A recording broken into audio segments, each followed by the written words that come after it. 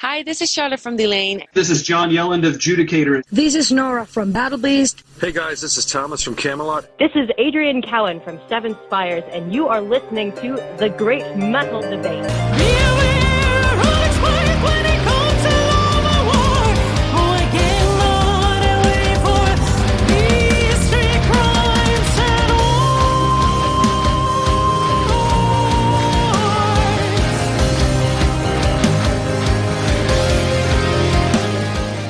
Metal fans, the podcast returns with another amazing metal artist interview.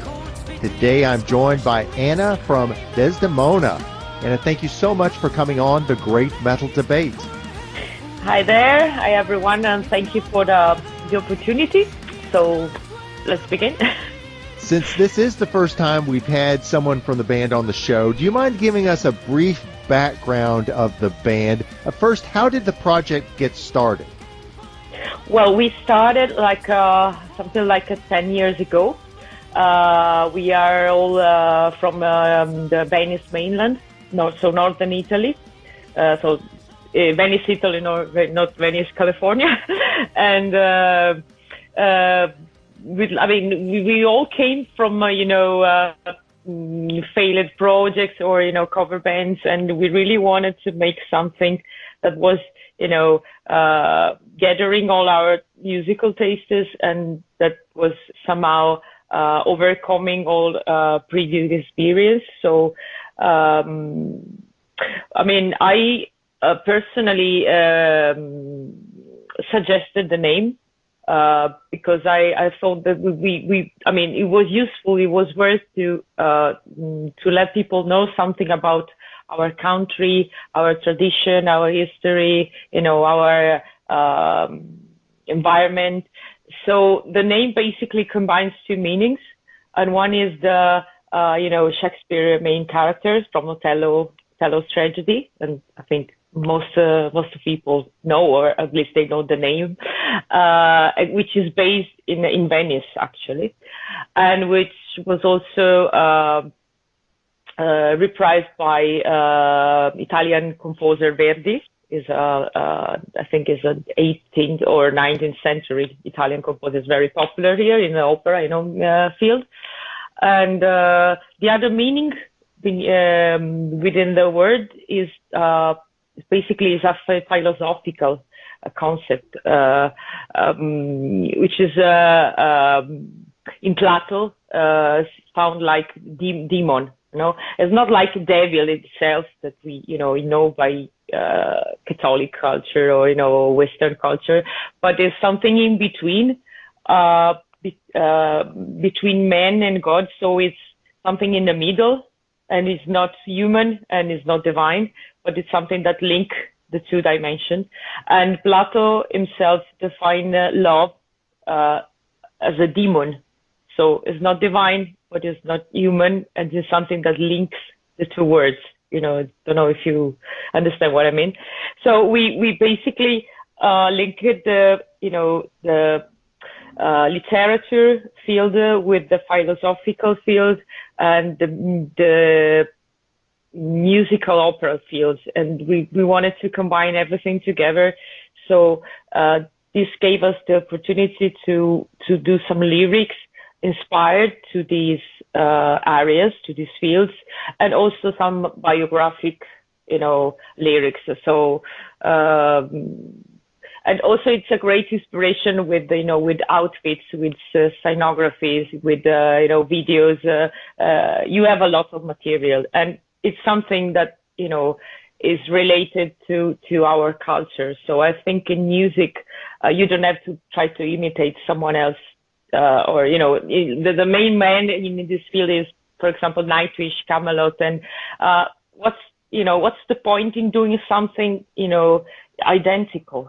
Everyone, what you learn from this band is that you have to give value to your unique nature and culture. So this is basically what we are trying to do, and what we want to communicate to our audience and supporters, friends, fans, whatever. And I just think it's a cool name. It really captures the imagination when you see it written out there. Anna, do you mind sharing something about your own personal background? Were you raised in a musical household, and have you received any formal training? Yeah, of course. I mean, I didn't reach the point to my musical education, because I couldn't. Basically, I went to conservatory, but I couldn't finish that for personal reasons and familiar reasons.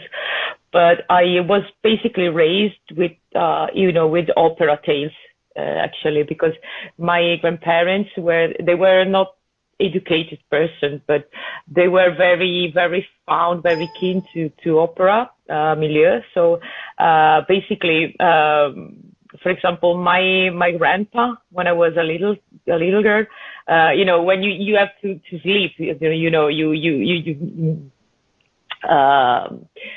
you tell tales to kids, to children for they fall asleep. So he used to tell me opera topics and opera stuff. So not the the normal fairy tales you tell to children, and this brought me into a to a very profound interest for this milieu. And when I was about 7 or 8, I had the chance to join a local choir, which is also the opera theater choir. So I could take part to all these, plays and recitals and the stuff. So to live basically the stuff, the thing. And this interest grew into me, over and over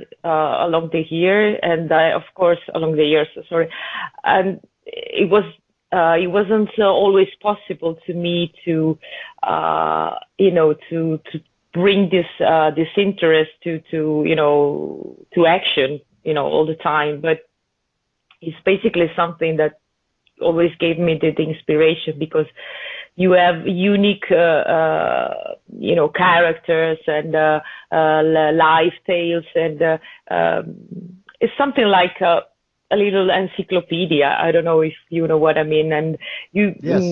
And if you analyze, the characters, the plots, that there is a lot to learn also in the meaning of life terms and psychological types of of human beings. And of course, then I had a little bit of theory education, so harmony, writings, composition, and piano, and so this gave me a lot of help, a lot of support, because when you try to write this genre, it's not easy. It's not like to write punk, for example. So you have to know your stuff and to know how to develop a theme, a song, a riff or something. But it's like basically how to write. It's like writing a tale or a novel. You have to begin somewhere. You have to know what you want to tell to people. And you have to bring the reader, or the listener in this case, along a way. You have to, involve the listener or the reader in the story you want to tell. So, it's classical training, classical education was very useful and was very inspiring. But sometimes I think the education I had is not enough to do things in a certain way. But of course, we are here and we want to learn, and we are learning, along the way as we do new stuff and we compose new music. So, and one last thing, I have the chance in this particular moment with the new lineup to cooperate with a new musician and very talented musician. So this really makes the difference right now. We experience it really a growth in our band, in our songwriting. So we really hope the second album will be a lot better than the first one. Well, I want to get to the future, but I do want to hold back on the past, and the training you received and that songwriting skill certainly was on display in that first full-length album, Starcrossed, back in 2016. What are your thoughts looking back on that album? You say that, you're confident you can do better, but there's a lot of interesting things going on there, both musically and lyrically. Well, I think it's something that concerns everyone, every musician. And when you look back to your debut album, you think you should have done better. But at least not by my, or not on my behalf, but according to what I heard, what I read, as a debut album, it was lots of mature stuff. They say, at least. So I mean, I cannot say I'm not happy about that, but we really had. I can tell everybody because we really had a very cheap budget there. So sometimes I think if we had more time in a studio or more budget, more money. Of course, with money, if you have the skill, if you have the ideas, you can do whatever, But we have we spent something like $2,500, which is very, plus the prints, so it's very cheap, and we could work in a very professional studio. I think Stratovarius, do you? Usually, former guitar player and composer of Stratovarius periodically comes to that studio to record because of his sound engineer and his quality. So we really work with the professional stuff there, but we had already limited time, so we had to really concentrate the work, the ideas, the recording and post producing and stuff.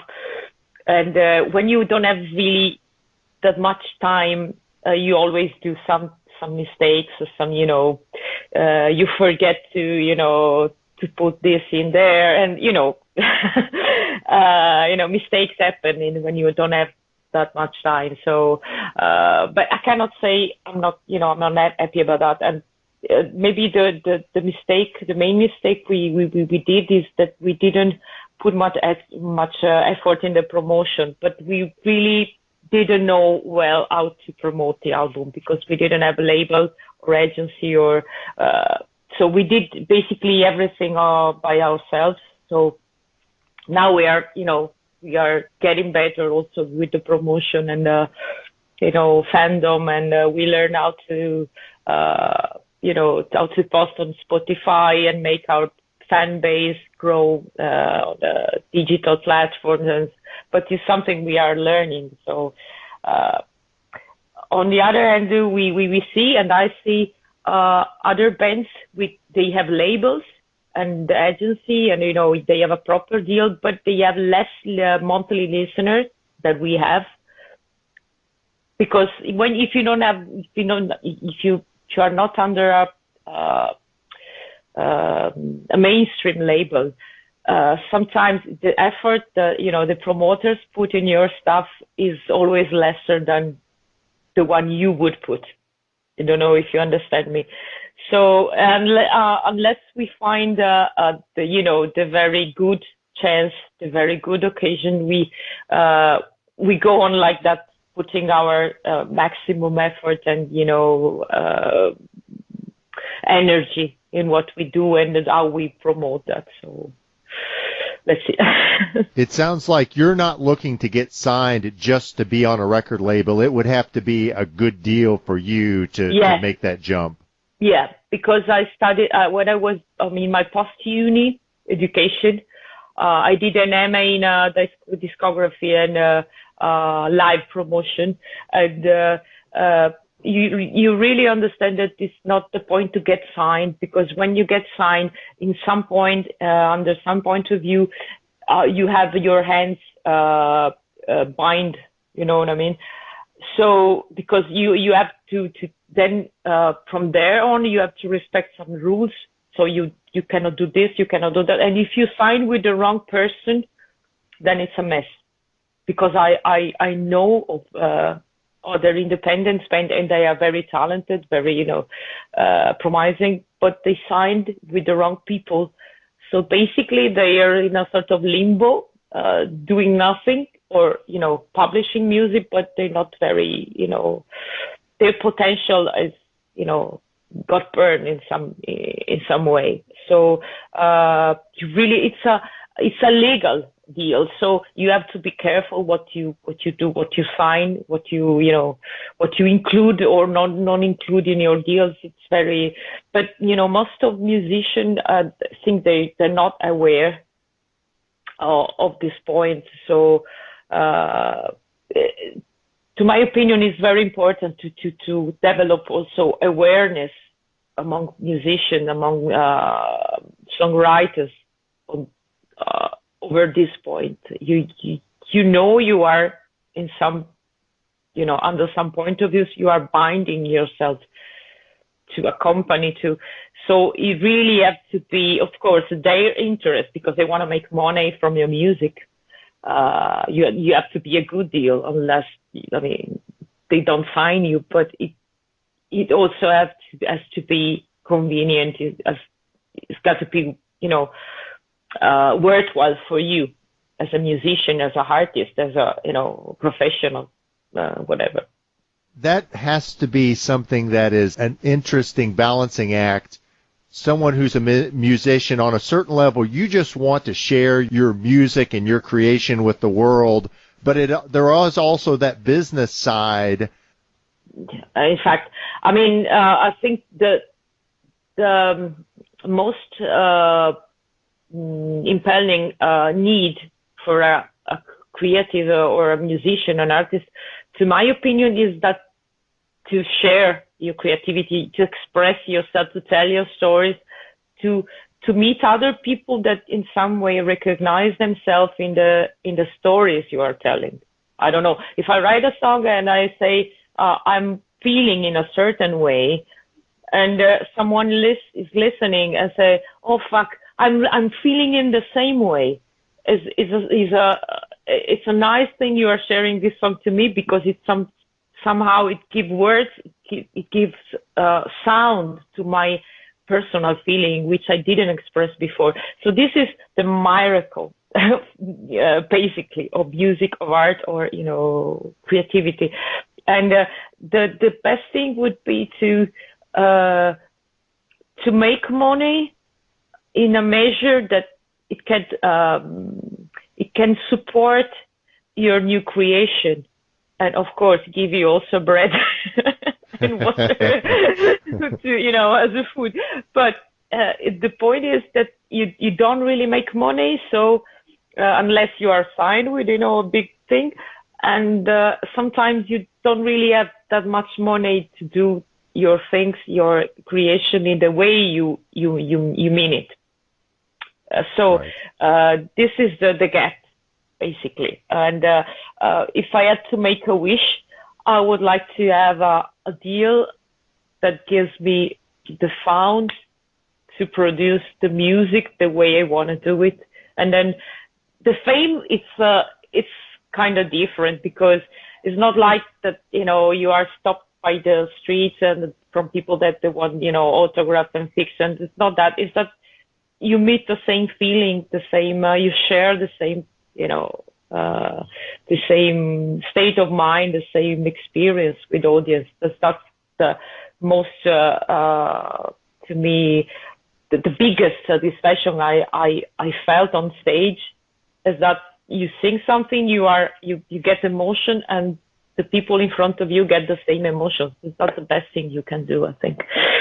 Is that the reason we write and we play. It's an amazing shared experience, and one that sadly we're all missing during this pandemic, and we're all hoping we can get back to. Yeah. Yeah. I want to move ahead following Starcrossed all the way up until 2019. I know the band made some lineup changes at that time. Yeah. Tell us about the new members and why fans should be excited for the future of the band. Well, I would like to start from the drummer.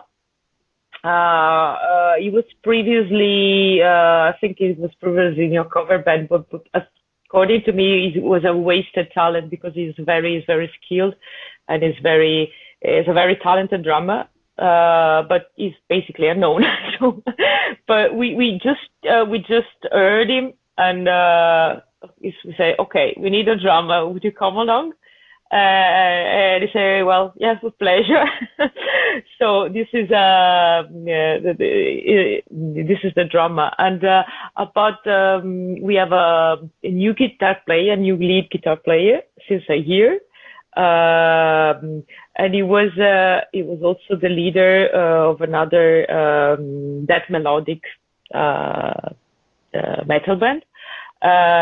I think is a very creative musician, and I think the switch between the whole, the old Desdemona and the new, it was also for me personally to cooperate with him in the songwriting and the producing. He's also a very talented producer. He built his own studio. Is constantly studying to to expand, to develop his skills as a recording sound engineer, as a producer. So we have this chance, this luck to that we can write and then we can record. We can produce straight on. So this is a very it's an important switch, to my opinion, to the old way to work in the new. Since like a month or two, we have also a new guitar player. So we're gonna have two guitars to develop and to enhance our sound. Also because I think we want to make a new album like more in the metal sound. There's more in a heavier sound. Well, without forgetting about the symphonic and the operatic part, but we needed like a kick-ass under this point of view. So basically, Matteo, who's lead guitarist, he brought he is from his former band Lost Air. He brought this new guitar player, Andrea.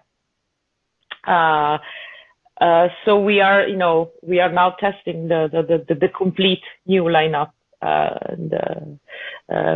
Fortunately, we have a date next October, because I don't know how it's in the States, but here in Italy, it's very difficult to get dates, because people, for the pandemic, of course, they don't trust to organize, to schedule gigs or festivals, because they of course they are afraid, they are worried that local government or local authorities, they cancel the venues at the very last moment, and of course with a lot of loss, economic loss, and all that is consequent to that. So let's see in the next future how it goes. But I'm very, I'm very happy about that. That's exciting. Having a second guitar certainly open up some additional opportunities for the sound. Now, the band very recently released a new video for the song Everdare. And I understand that this video was entirely produced by the band members themselves. Yeah, I don't know. Also I think in the States, around the world, many bands, all genres, tried during the pandemic, during the lockdown, to do something from their homes, basically, because you cannot meet to do rehearsals. You cannot have the live dates, so let's do something from our homes. And from the very first moment that we passed it to the phase 2 in Italy, which was like you cannot go very far from home, but you can go out from your village, from your city to the next, so we can basically meet. We bought a green screen from Amazon, very cheap, I say. And we had this idea to try to do something like, if not from my room, but with a green screen on my back, and try to, with the means we had, so like free software, free background, and a lot of hours of work, of course. We tried to build a video with the skill we have. The only thing was done by a third end was the shooting, the raw shooting itself, which was made by a friend of ours, basically, which who has a photographer studio for weddings, very, very basic, very normal stuff. But he just came with his reflex and shooted us playing with the green screen. Then we personally edited the raw files because they were not in sync. They were, filming also the background of the green screen. So, tables, chairs and stuff. So we edited everything with our ends. And the physical, editing work was done by Theo, by the lead guitarist, because he could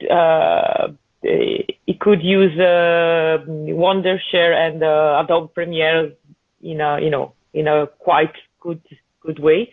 And I personally did the storyboard. So I choose the background and I put them in orders, like, we only have images, moving image pics in motion.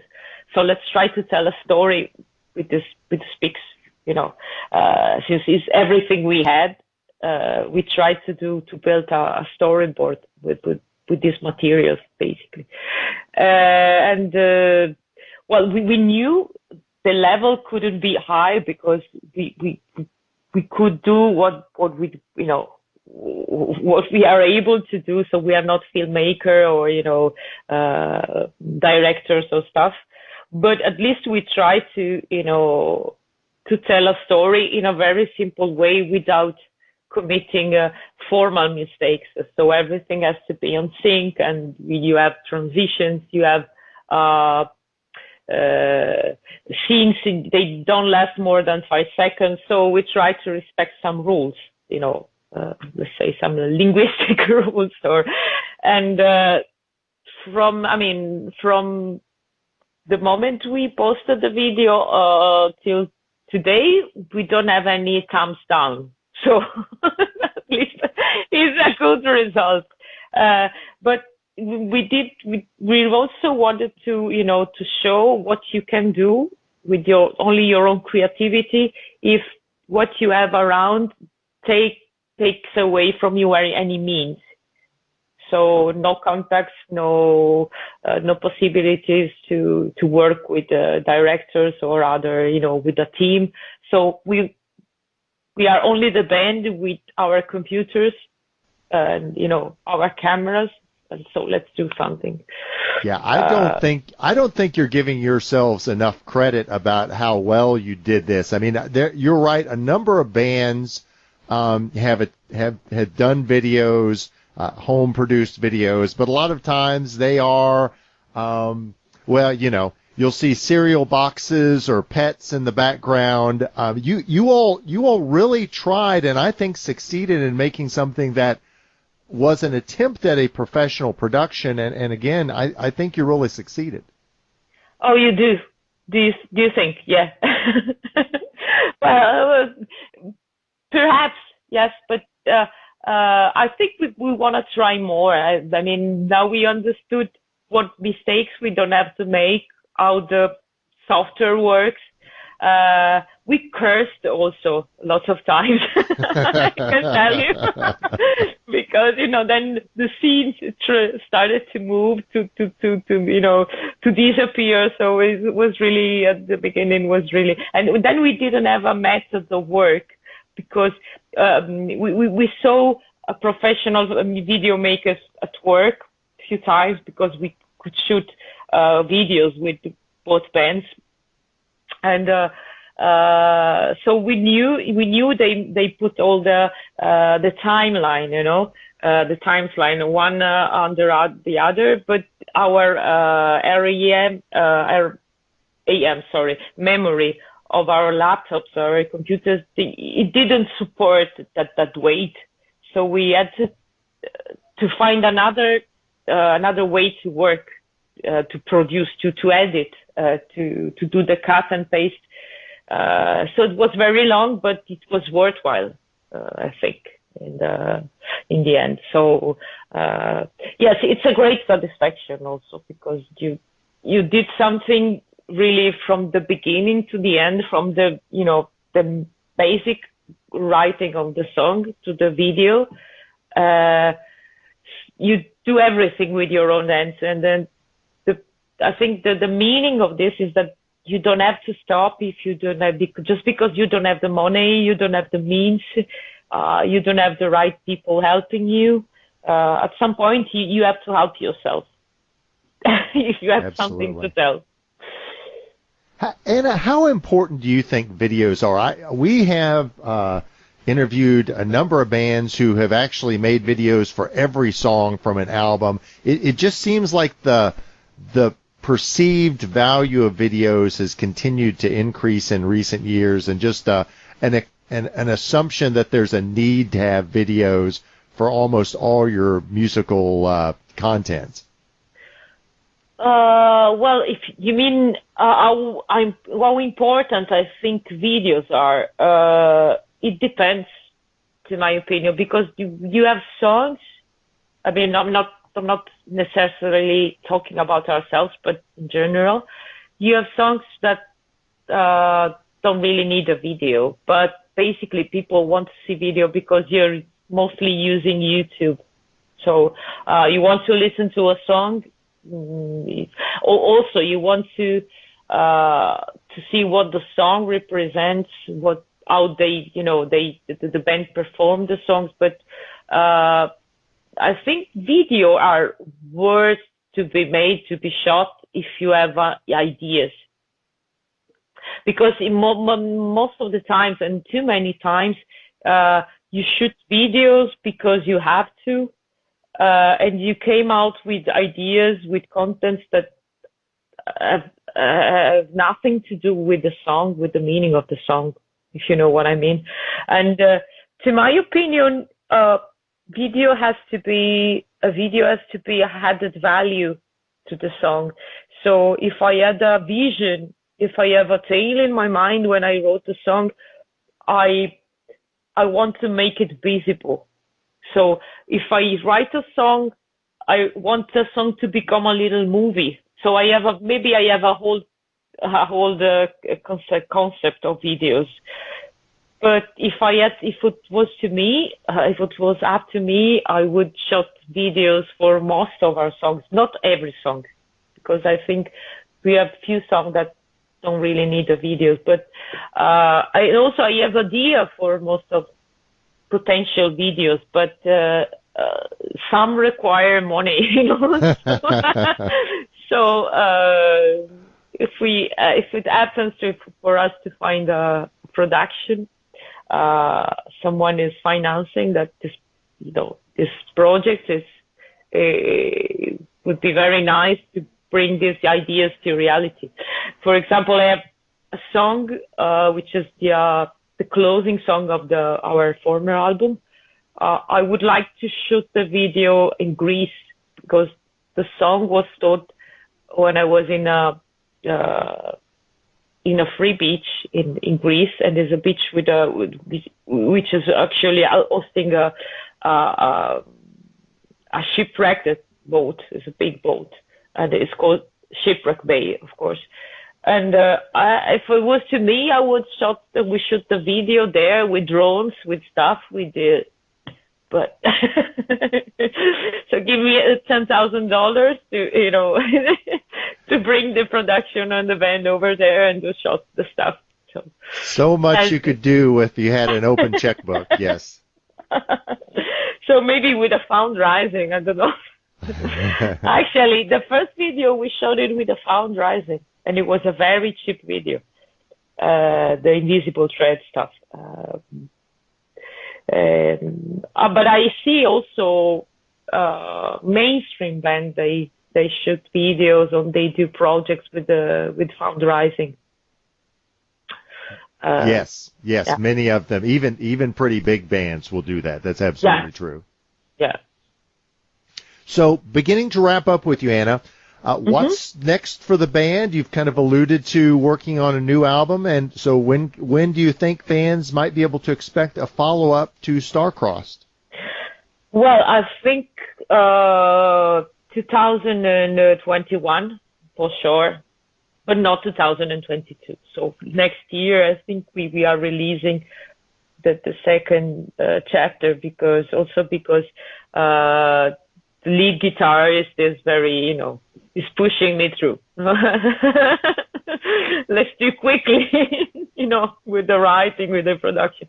So we have the material. We are about with, we are done with 4 songs, and we have the material for the rest. So it really depends now on how we can schedule the work, but I think it's gonna be quicker also because we have this, this home studio of this guitar players themselves that can provide pre-productions and vocal recordings and everything we need basically to record the album. Probably the only thing we will do again outside will be mastering and perhaps the drama recording. But we are now setting also a drama, the recording room. So it's gonna take a few months, I think, but probably we will record the album on ourselves also for what concerns the drums. So already underway. Hopefully. That's great. Yeah, next That's year. great to hear. Well, final question. What is the best way for fans to purchase music and merchandise from Desdemona, including that debut album, Starcrossed? Well, if you like hard copies, which is something I always recommend because it's nice to, to unfold a CD, to look at the pics, to read the lyrics directly from ourselves. We are now also setting an Amazon account in order to, for overseas fans to purchase our stuff. But at the very moment is directly from us. So you write an email and we send the stuff. Another good way is online, is, from Amazon Music, but you have to buy the MP3s, so on digital platforms. We are on the main digital platforms. So like iTunes, Napster, Shazam, Spotify, Google Music, and stuff. So, but if you want our copies, you still have to email us. I'm sorry. I definitely want to encourage fans to do that. Check out the video for Everdare, and if you like the sound of that, I think you're going to like the rest of it, and look forward to the follow-up coming to us in 2021. Anna Holtz, thank you so much. I so appreciate you taking the time to speak with us today, and best of luck. Hopefully, soon we'll be getting back to live concerts, and it'll be exciting to see you all at some point hit the stage with 2 guitarists. Okay, thank you for the opportunity.